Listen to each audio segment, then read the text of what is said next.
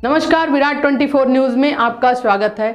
आपके साथ मैं हूं अनीता। इस वक्त की बड़ी खबर रीवा से है। हरियाणा चुनाव को लेकर बीजेपी नेता गौरव तिवारी ने राहुल गांधी पर निशाना साधा है और पोस्टर लगवाया है जिनमें लिखा है, अरे ओ जलेबी अपनी जाति तो बता दे। लिखकर शहर भर में पोस्टर लगवाया है। पोस्टर में जलेबी बनाते हुए राहुल गांधी दिख रहे हैं।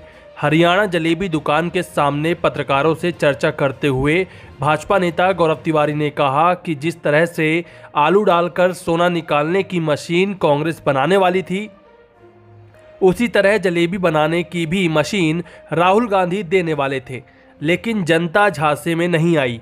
भाजपा नेता ने कांग्रेस पर निशाना साधते हुए कहा कि कांग्रेस देश को तोड़ना चाहती है, जबकि भारत देश भाजपा के नेतृत्व में सामाजिक सौहार्द के साथ विकास की ओर बढ़ रहा है।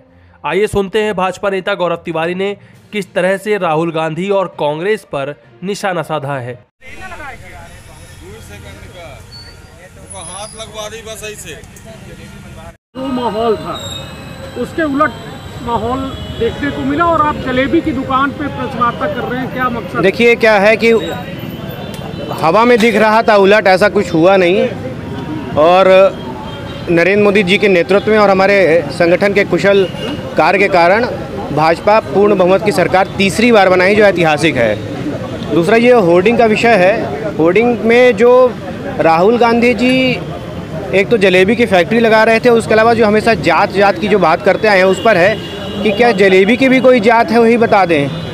तो इस कारण मैंने ये एक होर्डिंग लगाई है और ये बताने का प्रयास किया है कि हमारा जो देश है वो सभी जाति धर्म समभाव के साथ एक साथ रहता है। यहाँ कोई जाति गत भावना किसी के साथ नहीं है। और कांग्रेस वाले और विपक्ष वाले जिस तरह से द्वेष फैलाना चाहते हैं, देश को बांटना चाहते हैं, ये इस देश में रहते संभव नहीं हो सकता।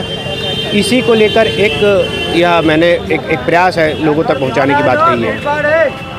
हरियाणा में जलेबी फैक्टर पूरे देश में ये बताया गया कि ये उसी तरीके की मशीनों की बात हो रही है। भाजपा ने इसको लिखा जैसे सोने से आलू से सोना बनाने जैसा। हरियाणा की जलेबी फैक्ट्री को कैसे आप लोग देखते हैं कि क्या? अब वही तो है कि जलेबी फैक्ट्री है। अब आप यही बताइए कि हम तो कभी नहीं सुने थे कि भाई जलेबी तो ऐसे ताजी कुरकुरी सामने बनती हैं। अब वो फैक्ट्री से जैसे आलू से सोना बनाते हैं, वैसे वो कहाँ से क्या बना दे कोई नहीं कह सकता। इसलिए उनकी बात को बहुत गंभीरता से नहीं लिया जाना चाहिए और जनता लेती भी नहीं है। और इसी का परिणाम है कि जिस तरह से कांग्रेस लगातार कह रही थी कि हम पूर्ण बहुमत की क्या 50, 55, 70 तक जाएंगे, वहाँ की जनता ने धूल चटा दिया है कांग्रेस को। और इस तरह से अनर्गल जो बात करते रहते हैं, उसी का परिणाम आप सबके सामने है। विनेश फोगाट ने जीत हासिल की है। लगातार ये कहा जा रहा था विनेश फोगाट इतनी मजबूत नहीं बन के सामने आ पाएंगी। देखिए, उनको बधाई है, वो जीत के आई हैं। तो जीते तो कांग्रेस वाले बहुत सारी सीटें हैं, उनमें से एक वो भी जीत गई हैं। लेकिन जहाँ तक बात है, वो 70 का दावा कर रहे थे, तो उसमें वो फेल हो चुके हैं। तीसरी बार सरकार ऐतिहासिक, आज तक हरियाणा में तीसरी बार लगातार कोई सरकार नहीं बनी है।